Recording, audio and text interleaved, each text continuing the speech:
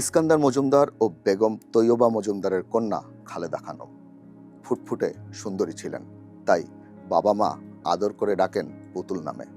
আদি নিবাস ফেনী জেলার ফুলগাজী উপজেলার শ্রীপুর গ্রাম।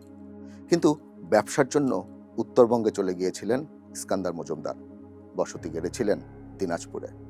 বিএনপির ওয়েবসাইটের তথ্য অনুযায়ী সেখানেই জন্ম হয়েছিল খালেদা খানমের। 1960 সাল।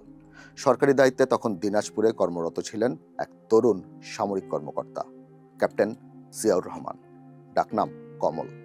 শৈশব কেটেছে বগুড়া ও কলকাতায়। পরে যোগদান পাকিস্তান সেনাবাহিনীতে। পোস্টিংয়ের সূত্রেই পরিচয় খালেদা খানমের সঙ্গে। এরপর বিবাহ বন্ধনে আবদ্ধ হন তারা। খালেদা খানম হন বেগম খালেদা জিয়া। পরবর্তী 1.5 দশক এই দম্পতি বাংলাদেশের রাষ্ট্র ক্ষমতার কেন্দ্রে অবস্থান করেন। বিয়ের শুরুর দিকে খালেদা জিয়ার জীবন ছিল একেবারেই আটপৌরে গৃহিণীর। স্বামী, সংসার আর পরিবার ঘিরেই তার দিন যাপন। 2 ছেলে, তারেক রহমান ও আরাফাত রহমান কোকো।